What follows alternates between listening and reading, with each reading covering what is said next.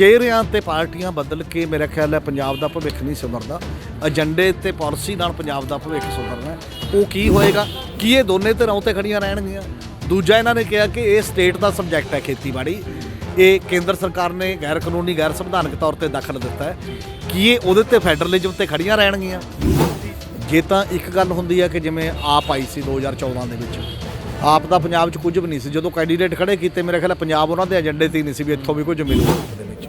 ਬਾਕੀ ਇਹਨਾਂ ਨੇ ਕਿਹਾ ਕਿ ਅਸੀਂ 117 ਤੇ ਲੜਾਂਗੇ, ਕੱਲ੍ਹ ਨੂੰ 117 ਤੇ ਲੜਦੇ ਨੇ, ਕਿੰਨਿਆਂ ਤੇ ਲੜਦੇ ਨੇ।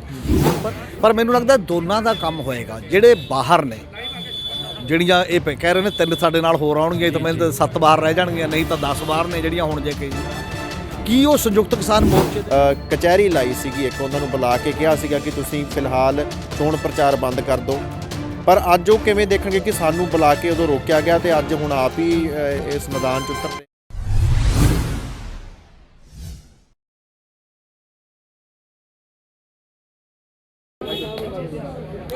ਪੰਜਾਬ ਦੀਆਂ ਕਿਸਾਨ ਜਥੇਬੰਦੀਆਂ ਨੇ ਸੰਯੁਕਤ ਸਮਾਜ ਮੋਰਚਾ ਜਿਹੜਾ ਇੱਕ ਉਹ ਬਣਾ ਲਿਆ ਤੇ ਆਉਣ ਵਾਲੀਆਂ ਵਿਧਾਨ ਸਭਾ ਚੋਣਾਂ ਲੜਨ ਦਾ ਐਲਾਨ ਕਰ ਦਿੱਤਾ ਹੈ। ਸੋ ਇਹਦੇ ਕਾਫੀ ਮਾਇਨੇ ਨੇ, ਲੋਕਾਂ ਦਾ ਜਿਹੜੇ ਰਿਐਕਸ਼ਨ ਨੇ ਦੇਖਣ ਵਾਲੇ ਹੋਣਗੇ ਕਿਸ ਤਰੀਕੇ ਦੇ ਆਉਂਦੇ ਨੇ ਤੇ ਇਹਦਾ ਇਫੈਕਟ ਆਉਣ ਵਾਲੀਆਂ ਚੋਣਾਂ ਦੇ ਵਿੱਚ ਕਿਸ ਤਰੀਕੇ ਦਾ ਪਊਗਾ। ਸੋ ਇਸ ਸਾਰੀ ਇਹਦੇ ਬਾਰੇ ਗੱਲਬਾਤ ਕਰਾਂਗੇ। ਸਾਡੇ ਨਾਲ ਸੀਨੀਅਰ ਜਰਨਲਿਸਟ ਹਮੀਰ ਸਿੰਘ ਜੀ ਨੇ। ਹਮੀਰ ਸਿੰਘ ਜੀ, ਕਿਵੇਂ ਦੇਖਦੇ ਹੋ ਜਿਹੜਾ ਅੱਜ ਐਲਾਨ ਕੀਤਾ ਗਿਆ ਹੈਗਾ, ਕੰਟੈਸਟ ਕਰਨ ਜਾ ਰਹੇ ਨੇ ਇਲੈਕਸ਼ਨਸ, ਤੇ ਇਹਦਾ ਇੰਪੈਕਟ ਕੀ ਦੇਖ ਰਹੇ ਹੋ ਤੁਸੀਂ ਆਉਣ ਵਾਲੇ ਟਾਈਮ ਦੇ ਵਿੱਚ? ਮੈਨੂੰ ਲੱਗਦਾ ਇਹ ਐਲਾਨ ਸੁਭਾਵਿਕ ਹੀ ਸੀ। ਕਾਫੀ ਲੰਮੇ ਸਮੇਂ ਤੋਂ ਇਹ ਚਰਚਾਵਾਂ ਤਾਂ ਚੱਲ ਹੀ ਰਹੀਆਂ ਸੀ ਕਿ ਜਥੇਬੰਦੀਆਂ ਇਹਦੇ ਤੇ ਗੱਲ ਕਰ ਰਹੀਆਂ ਨੇ ਜਾਂ ਬਾਕੀ ਨੇ, ਔਰ ਇਹਦੇ 'ਚ ਦੋ ਮਤਲਬ ਰਾਵਾਂ ਆਈਆਂ ਨੇ ਜਥੇਬੰਦੀਆਂ ਦੇ ਵਿੱਚ। ਇੱਕ ਤਾਂ ਜਿਹੜੀਆਂ ਨੇ ਬਾਈ ਨੇ ਇੱਕ ਬਣਾ ਕੇ ਫੋਰਮ ਇਲੈਕਸ਼ਨ ਲੜਨ ਦਾ ਐਲਾਨ ਕੀਤਾ, ਦੂਜੀਆਂ ਜਿਹੜੀਆਂ ਕਹਿੰਦੀਆਂ ਨੇ ਉਹ ਨਹੀਂ ਅਸੀਂ ਇਹਦੇ ਵਿੱਚ ਸ਼ਾਮਲ ਨਹੀਂ ਹੋਣਾ। ਤੇ ਮੈਨੂੰ ਲੱਗਦਾ ਦੋਨਾਂ ਦਾ ਆਪੋ ਆਪਣਾ ਇੱਕ ਰਿਵਾਜ ਹੈ। ਵੈਸੇ ਤਾਂ ਇਹ ਹੈ ਕਿ ਜਿਹੜੇ ਸਿਵਲ ਸੁਸਾਇਟੀ ਦੇ ਤੌਰ 'ਤੇ ਜਿਹੜੀਆਂ ਇਲੈਕਸ਼ਨ ਨਹੀਂ ਲੜ ਰਹੀਆਂ, ਉਹ ਜੇ ਇਕੱਠੇ ਸਾਰੇ ਰਹਿੰਦੇ ਨੇ, ਇਕੱਠੇ ਰਹਿ ਕੇ ਇੱਕ ਪ੍ਰੈਸ਼ਰ ਗਰੁੱਪ ਲਗਾਤਾਰ ਬਣਿਆ ਰਹਿੰਦਾ, ਸਰਕਾਰ ਕਿਸੇ ਦੀ ਵੀ ਬਣੇ ਤਾਂ ਉਦੋਂ ਬਾਅਦ ਦਬਾਅ ਬਣਿਆ ਰਹੂਗਾ ਤੇ ਦਬਾਅ ਲੋਕਾਂ ਦੀਆਂ ਸਮੱਸਿਆਵਾਂ ਨੂੰ ਜਿਹੜੀਆਂ ਉਹ ਹੱਲ ਕਰਨ ਦੇ ਕੰਮ ਆਉਂਦਾ ਹੈ ਕਿਸੇ ਨਾ ਕਿਸੇ ਰੂਪ ਦੇ ਵਿੱਚ। ਬਾਕੀ ਇਹਨਾਂ ਨੇ ਕਿਹਾ ਕਿ ਅਸੀਂ 117 ਤੇ ਲੜਾਂਗੇ, ਕੱਲ੍ਹ ਨੂੰ 117 ਤੇ ਲੜਦੇ ਨੇ, ਕਿੰਨਿਆਂ ਤੇ ਲੜਦੇ ਨੇ।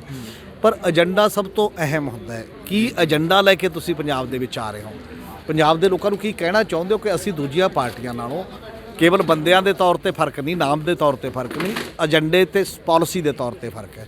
ਉਹਦੇ 'ਚ ਮੇਰਾ ਖਿਆਲ ਹੈ ਮੇਰੀ ਤਾਂ ਜ਼ਿਆਦਾ ਦਿਲਚਸਪੀ ਹੋਏਗੀ ਕਿ ਉਹ ਏਜੰਡਾ ਕੀ ਹੈ, ਜਾਂ ਪੰਜਾਬ ਦੇ ਲੋਕਾਂ ਦੀ ਵੀ ਦਿਲਚਸਪੀ ਉਹਦੇ ਕੋਲ ਹੋਵੇਗੀ। ਚਿਹਰਿਆਂ ਤੇ ਪਾਰਟੀਆਂ ਬਦਲ ਕੇ ਮੇਰਾ ਖਿਆਲ ਹੈ ਪੰਜਾਬ ਦਾ ਭਵਿੱਖ ਨਹੀਂ ਸਿਮਰਦਾ। ਏਜੰਡੇ ਤੇ ਪਾਲਿਸੀ ਨਾਲ ਪੰਜਾਬ ਦਾ ਭਵਿੱਖ ਸਿਮਰਨਾ ਉਹ ਕੀ ਹੋਏਗਾ, ਉਹਨੂੰ ਆਉਣ ਦਾ ਮੇਰਾ ਖਿਆਲ ਮੌਕਾ ਦੇਣਾ ਚਾਹੀਦਾ ਜਿਹੜੀ ਵੀ ਨਵੀਂ ਤਰ ਚੱਲੀ। ਪਰ ਤੁਸੀਂ ਜਿੰਨੀ ਕੁ ਵੀ ਸੁਣ ਰਹੇ ਸੀ ਜੋ ਇਹਨਾਂ ਨੇ ਗੱਲਬਾਤ ਕੀਤੀ ਹੈਗੀ ਹੈ, ਮੈਨੀਫੈਸਟੋ ਦਾ ਵੀ ਹਾਲਾਂਕਿ ਇੱਕ ਜ਼ਿਕਰ ਕੀਤਾ ਹੈਗਾ ਕਿ ਸਾਡਾ ਮੈਨੀਫੈਸਟੋ ਇਸ ਤਰੀਕੇ ਦਾ ਹੋਊਗਾ ਕਿ ਉਹ 'ਚ ਪਹਿਲਾਂ ਹੀ ਲਿਖਿਆ ਹੋਊਗਾ ਕਿ ਆਹ ਚੀਜ਼ ਹੈ ਅਸੀਂ 6 ਮਹੀਨਿਆਂ 'ਚ ਕਰਾਂਗੇ, ਆਹ 1 ਸਾਲ 'ਚ ਕਰ ਦਾਂਗੇ, 1.5 ਸਾਲ 'ਚ ਕਰ ਦਾਂਗੇ।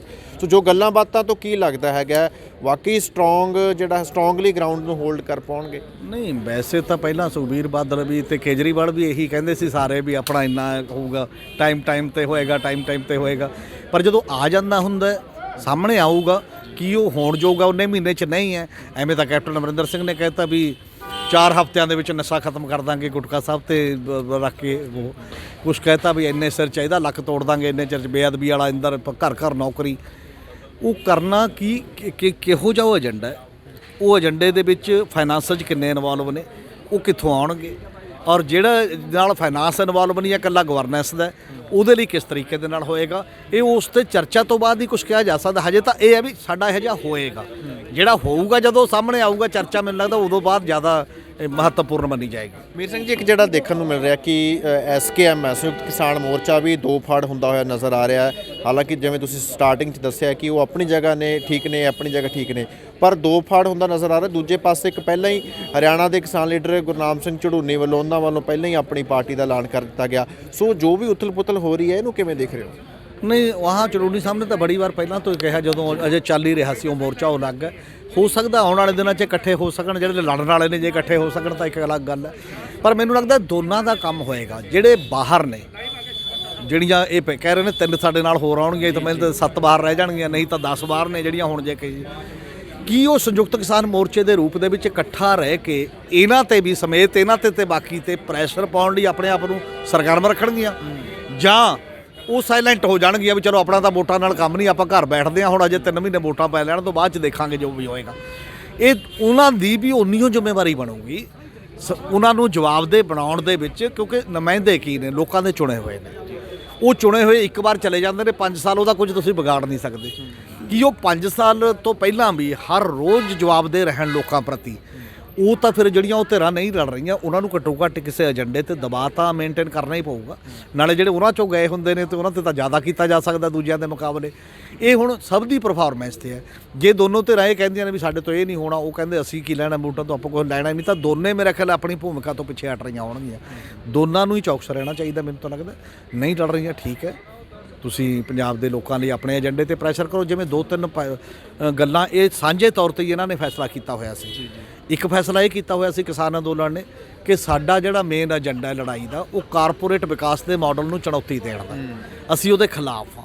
ਇਹ ਕਾਨੂੰਨ ਸਾਨੂੰ ਕਾਰਪੋਰੇਟ ਦੇ ਕਬਜ਼ੇ 'ਚ ਲਿਆ ਰਹੇ ਨੇ। ਕੀ ਇਹ ਦੋਨੇ ਧਿਰਾਂ ਉੱਤੇ ਖੜੀਆਂ ਰਹਿਣਗੀਆਂ? ਦੂਜਾ ਇਹਨਾਂ ਨੇ ਕਿਹਾ ਕਿ ਇਹ ਸਟੇਟ ਦਾ ਸਬਜੈਕਟ ਹੈ ਖੇਤੀਬਾੜੀ, ਇਹ ਕੇਂਦਰ ਸਰਕਾਰ ਨੇ ਗੈਰ ਕਾਨੂੰਨੀ ਗੈਰ ਸੰਵਿਧਾਨਕ ਤੌਰ ਤੇ ਦਖਲ ਦਿੱਤਾ ਹੈ। ਕੀ ਇਹ ਉਹਦੇ ਤੇ ਫੈਡਰਲਿਜ਼ਮ ਤੇ ਖੜੀਆਂ ਰਹਿਣਗੀਆਂ? ਤੀਜਾ ਇਹਨਾਂ ਨੇ ਕਿਹਾ ਕਿ ਇਹਨਾਂ ਨੂੰ ਜਵਾਬਦੇਹ ਬਣਾਉਣਾ, ਚਾਹੇ ਵੋਟਰ ਵਿਪ ਜਾਰੀ ਕਰਕੇ, ਚਾਹੇ ਮਤਵਾਜੀ ਸੰਸਦ ਕਰਕੇ, ਚਾਹੇ ਇੱਥੇ ਇੱਕ ਪ੍ਰੋਗਰਾਮ ਹੋਇਆ ਸੀ ਪਾਰਟੀਆਂ ਨੂੰ ਕਿਹਾ ਕਿ ਤੁਸੀਂ ਨਾ ਰੈਲੀਆਂ ਕਰੋ ਅਜੇ, ਉਹ ਸੀਗਾ ਲੋਕਾਂ ਦੀ ਇਹ ਤਾਕਤ ਦੇ ਇਸ ਪਰ ਜਵਾਬਦੇਹ ਹੋਣਾ। ਕੀ ਇਹ ਖੁਦ ਜਵਾਬਦੇਹ ਰਹਿਣਗੇ ਉਹਨੇ, ਤੇ ਨਾਲ ਜਿਹੜੇ ਦੂਜੇ ਨੇ ਜਿਹੜੇ ਨਹੀਂ ਕਰ ਰਹੇ ਉਹ ਜਵਾਬਦੇਹ ਰੱਖਣ ਦੇ ਵਿੱਚ ਸਰਗਰਮ ਭੂਮਿਕਾ ਨਿਭਾਉਣਗੇ? ਇਹਨਾਂ ਦੀ ਪ੍ਰੈਕਟਿਸ ਚੋਂ ਇਹ ਗੱਲਾਂ ਸਾਹਮਣੇ ਆਉਣਗੀਆਂ ਜੀ। ਇੱਕ ਜਿਹੜਾ ਰੀਸੈਂਟਲੀ ਪ੍ਰੈਸ਼ਰ ਗਰੁੱਪ ਬਣਿਆ ਜੂਝ ਦਾ ਪੰਜਾਬ, ਤੁਸੀਂ ਅਹਿਮ ਹਿੱਸਾ ਹੋ ਉਹਦਾ, ਤੁਹਾਡੇ ਹੋਰ ਸਾਥੀ ਬੱਬੂ ਮਾਨ ਜੀ ਨੇ, ਅਮਿਤੋਜ ਮਾਨ ਜੀ ਨੇ। ਸੋ ਤੁਸੀਂ ਜਿਵੇਂ ਉਦੋਂ ਵੀ ਐਲਾਨ ਕੀਤਾ ਸੀਗਾ ਕਿ ਅਸੀਂ ਹਰ ਇੱਕ ਪੋਲੀਟੀਕਲ ਪਾਰਟੀ ਨੂੰ ਸਵਾਲ ਕਰਾਂਗੇ, ਤੁਸੀਂ ਇੱਕ ਰੋਡ ਮੈਪ ਤਿਆਰ ਜੂਝ ਦਾ ਪੰਜਾਬ ਵੱਲੋਂ ਕੀਤਾ ਗਿਆ ਕਿ ਜਿਹੜਾ ਵੀ ਇਹ ਤੇ ਅਮਲ ਨਹੀਂ ਕਰੂਗਾ ਜਾਂ ਇਸ ਤਰੀਕੇ ਨਾਲ ਨਹੀਂ ਚੱਲੂਗਾ, ਅਸੀਂ ਸਵਾਲ ਕਰਾਂਗੇ। ਲੋਕਾਂ ਨੂੰ ਵੀ ਅਪੀਲ ਕਰਾਂਗੇ ਕਿ ਵੱਧ ਤੋਂ ਵੱਧ ਆਪਣੇ ਹਲਕਿਆਂ ਦੇ ਵਿੱਚ ਸਵਾਲ ਕੀਤੇ ਜਾਣ ਨੁਮਾਇੰਦਿਆਂ ਤੋਂ। ਸੋ ਤੁਸੀਂ ਫਿਰ ਉਹੀ ਸਖਤੀ ਇਹਨਾਂ ਦੇ ਖਿਲਾਫ ਵੀ ਵਰਤੋਗੇ? ਬਿਲਕੁਲ ਜੀ। ਹਰ ਇੱਕ ਜਿਹੜਾ ਚੋਣਾਂ ਲੜੇਗਾ ਸਾਰੇ ਤੇ ਇੱਕ ਏਜੰਡੇ ਦਾ ਹੀ ਕੁਐਸਚਨ ਹੈ, ਕਿਉਂਕਿ ਉਹ ਸਾਰੇ ਗਰੁੱਪ ਨੂੰ ਇਹ ਲੱਗਦਾ, ਉਹ 'ਚ ਵੱਖ-ਵੱਖ ਖੇਤਰਾਂ ਦੇ ਮਾਹਰ ਨੇ, ਵੱਖ-ਵੱਖ ਉਹਨਾਂ ਨੂੰ ਇਹ ਲੱਗਦਾ ਪੰਜਾਬ ਦੀ ਖੇਤੀ ਇਸ ਤਰੀਕੇ ਨਾਲ ਬਚਣੀ ਹੈ, ਪੰਜਾਬ 'ਚ ਰੁਜ਼ਗਾਰ ਆਇਆ ਹੋਣਾ ਹੈ, ਪੰਜਾਬ ਦਾ ਉਜਾੜਾ ਹੋ ਰਿਹਾ, ਬੱਚੇ ਭੱਜ ਰਹੇ ਨੇ, ਉਹਨੂੰ ਇੱਥੇ ਕਿਵੇਂ ਰੱਖਣਾ ਹੈ। ਇਹ ਗੰਭੀਰਤਾ ਨਾਲ ਇੱਕ ਤਿਆਰ ਕੀਤਾ ਗਿਆ ਇੱਕ ਦਸਤਾਵੇਜ਼ ਹੈ। ਉਹਦੇ ਤੇ ਘੱਟੋ ਘੱਟ ਇਸੇ ਕਰਕੇ ਉਹ ਬੰਦਿਆਂ ਨੇ ਸਾਰਿਆਂ ਨੇ ਸਟੈਂਡ ਲਿਆ ਵੀ ਇਹਨਾਂ 'ਚੋਂ ਕੋਈ ਇਹ ਜਿਹੜਾ ਫਰੰਟ ਹੈ ਇਹ ਇਲੈਕਸ਼ਨ ਨਹੀਂ ਲੜੂਗਾ, ਨਾ ਇਲੈਕਸ਼ਨ 'ਚ ਜਾਏਗਾ।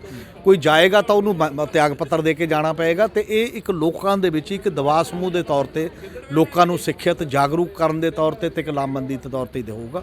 ਇਹ ਸਭ ਨਾਲ ਹੀ ਇੱਕੋ ਜਿਹਾ। ਜੇ ਉਹ ਏਜੰਡੇ ਨੂੰ ਕੋਈ ਪ੍ਰਵਾਨ ਕਰਦਾ ਤਾਂ ਠੀਕ ਹੈ, ਨਹੀਂ ਕਰਦਾ ਤਾਂ ਲੋਕਾਂ ਨੂੰ ਇਹ ਕਿਹਾ ਜਾਏਗਾ ਕਿ ਸਾਰਿਆਂ ਤੋਂ ਹੀ ਉਹ ਸਵਾਲ ਪੁੱਛੋ, ਕਿਉਂਕਿ ਤੁਹਾਡੇ ਆਪਣੇ ਸਵਾਲ ਨੇ ਔਰ ਲੋਕ ਅੱਜ ਕੱਲ੍ਹ ਸਵਾਲ ਕਰ ਵੀ ਰਹੇ ਨੇ, ਬਾਕੀ ਲੀਡਰਾਂ ਨੂੰ ਤਾਂ ਕਰ ਹੀ ਰਹੇ ਨੇ। ਉਹ ਏਜੰਡੇ ਦੇ ਵਿੱਚ ਉਹਨਾਂ ਦੇ ਸਵਾਲ ਨੇ, ਜਿਹਨੂੰ ਜਿਹੜਾ ਠੀਕ ਲੱਗੂ ਹਰੇਕ ਤੋਂ ਪੁੱਛਦਾ ਰਹੇ ਸਵਾਲ ਜੀ। ਤੇ ਇੱਕ ਜਿਹੜਾ ਇਹ ਵੀ ਦੱਸੋ, ਜਿਹੜੀਆਂ ਮੇਨ ਪੋਲੀਟੀਕਲ ਪਾਰਟੀਆਂ ਨੇ, ਰਵਾਇਤੀ ਪਾਰਟੀਆਂ ਜਿਹਨਾਂ ਨੂੰ ਕਿਹਾ ਜਾਂਦਾ, ਚਾਹੇ ਸੱਤਾਧਿਰ ਕਾਂਗਰਸ ਹੋਵੇ, ਸ਼੍ਰੋਮਣੀ ਅਕਾਲੀ ਦਲ ਹੋਵੇ, ਉਹ ਆਮ ਆਦਮੀ ਪਾਰਟੀ ਹੋਵੇ, ਸੋ ਉਹਨਾਂ ਨੇ ਇਸ ਨੂੰ ਕਿਵੇਂ ਦੇਖਣਾ? ਤੁਹਾਨੂੰ ਕੀ ਲੱਗਦਾ ਹੈਗਾ? ਕਿਉਂਕਿ ਜਿਵੇਂ ਤੁਸੀਂ ਵੀ ਜ਼ਿਕਰ ਕੀਤਾ ਕਿ ਪਹਿਲਾਂ ਇਹੀ ਜਥੇਬੰਦੀਆਂ ਨੇ ਉਦੋਂ ਕਚਹਿਰੀ ਲਾਈ ਸੀਗੀ, ਇੱਕ ਉਹਨਾਂ ਨੂੰ ਬੁਲਾ ਕੇ ਕਿਹਾ ਸੀਗਾ ਕਿ ਤੁਸੀਂ ਫਿਲਹਾਲ ਚੋਣ ਪ੍ਰਚਾਰ ਬੰਦ ਕਰ ਦਿਓ, ਪਰ ਅੱਜ ਉਹ ਕਿਵੇਂ ਦੇਖਣਗੇ ਕਿ ਸਾਨੂੰ ਬੁਲਾ ਕੇ ਉਦੋਂ ਰੋਕਿਆ ਗਿਆ ਤੇ ਅੱਜ ਹੁਣ ਆਪ ਹੀ ਇਸ ਮੈਦਾਨ 'ਚ ਉਤਰ ਰਹੇ ਨੇ? ਨਹੀਂ, ਮੈਨੂੰ ਲੱਗਦਾ ਇਹ ਤਾਂ ਦੇਖਣ ਦਾ ਨਹੀਂ ਰਾਈਟ। ਉਹ ਤਾਂ ਚਲੋ ਜਿੰਨਾ ਚਿਰ ਅੰਦੋਲਨ ਚੱਲਦਾ ਸੀ ਉਹਨਾਂ ਚਿਰ ਦੀ ਗੱਲ ਸੀ, ਉਹਨਾਂ ਨੇ ਕਿਹਾ ਵੀ ਆਹ ਨਾ ਕਰੋ।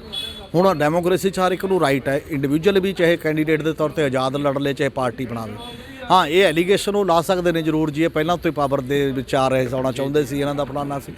ਮਤਲਬ ਸਾਡੀ ਸਿਆਸਤ ਅਸਲ 'ਚ ਹੋਈ ਦੋਸ਼ ਪ੍ਰਤੀ ਦੋਸ਼ ਦੀ ਹੋ ਗਈ ਹੈ, ਉਹਦੇ 'ਚ ਮੁੱਦੇ ਤਾਂ ਆਉਂਦੇ ਨਹੀਂ। ਪਰ ਜੇਕਰ ਇਹ ਧਿਰ ਵੀ ਉਹਨਾਂ ਨੂੰ ਘੜੀਸ ਕੇ ਮੁੱਦਿਆਂ ਤੱਕ ਲੈ ਕੇ ਆਉਂਦੀ ਹੈ, ਸਾਰੀ ਡਿਬੇਟ ਬਦਲਦੀ ਹੈ, ਡਿਬੇਟ ਚਿਹਰਿਆਂ ਤੇ ਪਾਰਟੀਆਂ ਦੇ ਮੁਕਾਬਲੇ ਦੋਸ਼ਾਂ ਦੀ ਬਜਾਏ ਮੁੱਦਿਆਂ ਤੇ ਆ ਜਾਂਦੀ ਹੈ, ਤਾਂ ਸ਼ਾਇਦ ਪੰਜਾਬ ਦੇ ਫਾਇਦੇਮੰਦ ਰਹੇ।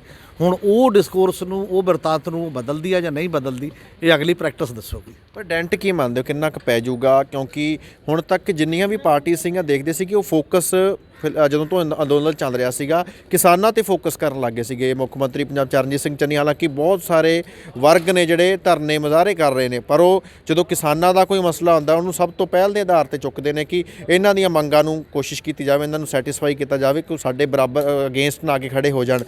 ਕੋਈ ਵੀ ਪਾਰਟੀ ਆ ਆਪਣੇ ਚੋਣ ਪ੍ਰਚਾਰ ਦੇ ਵਿੱਚ ਵੀ ਇਹਨਾਂ ਕਿਸਾਨਾਂ ਦਾ ਹੀ, ਕਿਸਾਨ ਜਥੇਬੰਦੀਆਂ ਦੇ ਸੋਹਲੇ ਗਾਉਂਦੀ ਸੀਗੀ।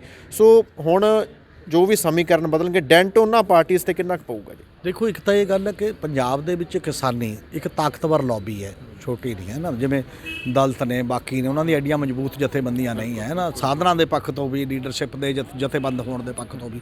ਇਸ ਲਈ ਕੋਈ ਸਿਆਸੀ ਧਿਰ ਇਹਨੂੰ ਟੋਟਲੀ ਤਾਂ ਨਜ਼ਰਅੰਦਾਜ਼ ਨਹੀਂ ਕਰ ਸਕਦੀ ਕਿਸੇ ਵੀ ਰੂਪ 'ਚ। ਹੁਣ ਗੱਲ ਕੇਵਲ ਇੰਨੀ ਕੁ ਹੈ ਕਿ ਜਿਹੜੇ ਲੋਕ ਆਵਾਜ਼ਾਰ ਸੀਗੇ ਬਾਕੀ ਟ੍ਰੈਡੀਸ਼ਨਲ ਪਾਰਟੀਆਂ ਤੋਂ, ਉਹ ਕਿੰਨੇ ਕੁ ਇਹਦੇ ਨਾਲ ਹਵਾ ਦੇ ਤੌਰ ਤੇ ਆਉਂਦੇ ਨੇ, ਨਹੀਂ ਆਉਂਦੇ ਨੇ। ਜਿੰਨੇ ਆਉਣਗੇ ਉਹਨਾਂ ਉਦੋਂ ਜ਼ਿਆਦਾ ਡੈਂਟ ਪੈ ਜਾਊਗਾ। ਜੇ ਨਾ ਇਹ ਫਸ ਕੇ ਕੋਈ ਕਰ ਗਿਆ ਘੱਟ ਆਏ ਤਾਂ ਫਿਰ ਡੈਂਟ ਉਹਨੂੰ ਘੱਟ ਪਏਗਾ। ਬਿਨਾਂ ਸ਼ੱਕ ਪਊਗਾ ਤਾਂ ਸਹੀ। ਇੱਕ ਨਵੀਂ ਧਿਰ ਆਉਂਦੀ ਹੈ, ਉਹ ਵੀ ਅੰਦੋਲਨ 'ਚੋਂ ਆਉਂਦੀ ਹੈ, ਉਹ ਵੀ ਲੋਕਾਂ ਦੇ ਨਾਲ ਰਾਬਤੇ 'ਚੋਂ ਆਉਂਦੀ ਹੈ। ਮਤਲਬ ਉਹਦਾ ਨੁਕਸਾਨ ਜਾਂ ਫਾਇਦਾ ਜਿਹੜਾ ਆਪਾਂ ਇਹ ਸੋਚਦੇ ਹਾਂ ਕਿਹੜੀ ਪਾਰਟੀ ਨੂੰ ਕਿੰਨਾ ਹੋਊਗਾ, ਕਿਹੜੀ ਪਾਰਟੀ ਨੂੰ ਇਹ ਮੇਰਾ ਖਿਆਲ ਨਿਟੀਗ੍ਰਿਟੀ ਬਾਅਦ ਦੀਆਂ ਗੱਲਾਂ ਨੇ। ਜੇ ਤਾਂ ਇੱਕ ਗੱਲ ਹੁੰਦੀ ਹੈ ਕਿ ਜਿਵੇਂ ਆਪ ਆਈ ਸੀ 2014 ਦੇ ਵਿੱਚ, ਆਪ ਦਾ ਪੰਜਾਬ 'ਚ ਕੁਝ ਵੀ ਨਹੀਂ ਸੀ। ਜਦੋਂ ਕੈਂਡੀਡੇਟ ਖੜੇ ਕੀਤੇ ਮੇਰੇ ਖਿਆਲ ਪੰਜਾਬ ਉਹਨਾਂ ਦੇ ਏਜੰਡੇ 'ਤੇ ਹੀ ਨਹੀਂ ਸੀ ਵੀ ਇੱਥੋਂ ਵੀ ਕੁਝ ਮਿਲੂ। ਪਰ ਉਹ ਜਦੋਂ ਹਵਾ ਜੀ ਬਣਦੀ ਗਈ ਉਹਨੇ ਸਾਰੇ ਹੀ ਫੋਕਸ ਹੀ ਪੰਜਾਬ ਤੇ ਹੈ। ਇਸੇ ਤਰੀਕੇ ਨਾਲ ਇਹਦਾ ਵੀ ਜਿਹੜੀ ਕੋਈ ਨਵੀਂ ਇਹੋ ਜਿਹੀ ਧਿਰ ਆਉਂਦੀ ਹੈ, ਇਹ ਆਰਗੇਨਾਈਜ਼ਡ ਧਿਰ ਨਹੀਂ ਹੈ। ਇਹ ਕੋਈ ਪਾਰਟੀ ਆਇਆ ਨਹੀਂ ਨਿਕਲੀ ਵੀ ਇਹਦਾ ਵਰਕਰ ਆ ਪਿੰਡ ਦਾ ਫਲਾਨਾ। ਉਹ ਇਸ ਲਈ ਇਹਦਾ ਅੰਦਾਜ਼ਾ ਤੁਰੰਤ ਲਾਉਣਾ ਬੜਾ ਮੁਸ਼ਕਲ ਹੈ। ਹਜੇ ਅਗਲੇ 15-20 ਦਿਨ ਜਿਸ ਤਰੀਕੇ ਦੇ ਨਾਲ ਫੀਲਡ 'ਚ ਲੋਕਾਂ ਦੀ ਹੁੰਗਾਰਾ ਆਏਗਾ, ਉਹਦੇ ਤੋਂ ਵੱਡਾ ਫੈਸਲਾ, ਵੱਡਾ ਫਰਕ ਹੋਏਗਾ। ਸਾਰੀਆਂ ਪਾਰਟੀਆਂ ਸੋਚਣ ਲਈ ਤਾਂ ਜ਼ਰੂਰ ਮਜਬੂਰ ਹੋ ਜਾਣਗੀਆਂ ਕਿ ਮੇਰਾ ਕਿੰਨਾ ਜਾਊਗਾ ਹਿੱਸਾ, ਮੇਰਾ ਕਿੰਨਾ ਜਾਊਗਾ। ਇਹ ਇੱਕ ਅਲੱਗ ਗੱਲ ਹੈ। ਦੂਜੀ ਇਹ ਵੀ ਕਿੰਨਾ ਕਰਦੇ ਨੇ, ਇਹ ਇਕੱਲਾ ਕਿਸਾਨੀ 'ਤੇ ਹੀ ਫੋਕਸ ਰੱਖਦੇ ਨੇ ਜਾਂ ਦਲਿਤ ਪਰਿਵਾਰਾਂ 'ਚ ਵੀ ਜਾਂਦੇ ਨੇ। 32% ਵੋਟ ਹੈ ਉਹ ਸ਼ਹਿਰੀ ਦੇ ਵਿੱਚ ਜਾਂਦੇ ਨੇ, ਕਿੰਨਾ ਕੁ ਉਹਨੂੰ ਨਾਲ ਜੋੜ ਸਕਦੇ ਨੇ। ਇਹ ਇਹਨਾਂ ਦੀ ਕਾਬਲੀਅਤ 'ਤੇ ਵੀ ਨਿਰਭਰ ਕਰੂਗਾ ਅਤੇ ਪਾਰਟੀਆਂ ਦੇ ਪ੍ਰਤੀ ਨਾਰਾਜ਼ਗੀ 'ਤੇ ਨਿਰਭਰ ਕਰੂਗਾ। ਇਸ ਲਈ ਅਜੇ ਅਗਲੇ ਦਿਨਾਂ 'ਚ ਹੀ ਇਹ ਗੱਲਾਂ ਡਿਸਕਸ ਮੇਰੇ ਖਿਆਲ ਜ਼ਿਆਦਾ ਕਲੀਅਰਲੀ ਹੋ ਸਕਦੀਆਂ ਜੀ। ਬਹੁਤ ਬਹੁਤ ਸ਼ੁਕਰੀਆ ਜੀ। ਸੋ ਗੱਲਬਾਤ ਕਰ ਰਹੇ ਸੀਗੇ ਸੀਨੀਅਰ ਜਰਨਲਿਸਟ ਅਮੀਰ ਸਿੰਘ ਜੀ ਦੇ ਨਾਲ, ਜਿਨ੍ਹਾਂ ਨੇ ਇਸ ਵੱਡੀ ਡਿਵੈਲਪਮੈਂਟ 'ਤੇ ਆਪਣਾ ਜਿਹੜਾ ਦ੍ਰਿਸ਼ਟੀਕੋਣ ਹੈ ਰੱਖਿਆ ਹੈਗਾ ਕਿ ਕਿਸ ਤਰੀਕੇ ਦੇ ਨਾਲ ਸਮੀਕਰਨ ਆਉਣ ਵਾਲੇ ਸਮੇਂ ਦੇ ਵਿੱਚ ਪੰਜਾਬ 'ਚ ਬਦਲਣਗੇ ਅਤੇ ਇਹਦੇ ਮਾਇਨੇ ਕੀ ਰਹਿਣਗੇ। ਜਿਹੜੇ ਨਵਾਂ ਸੰਯੁਕਤ ਸਮਾਜ ਮੋਰਚਾ ਬਣਿਆ ਹੈਗਾ, 117 ਸੀਟਾਂ 'ਤੇ ਕਿਸਾਨ ਜਥੇਬੰਦੀਆਂ ਵੱਲੋਂ ਚੋਣ ਲੜਨ ਦਾ ਐਲਾਨ ਕੀਤਾ ਗਿਆ। ਚੰਡੀਗੜ੍ਹ ਤੋਂ ਕੈਮਰਾਮੈਨ ਆਕਾਸ਼ਦੀਪ ਦੇ ਨਾਲ ਹਰਸ਼ਬਾਬ ਸਿੰਘ ਸਿੱਧੂ, ਬਾਬੂ ਸ਼ਾਹੀ ਟਾਈਮਜ਼।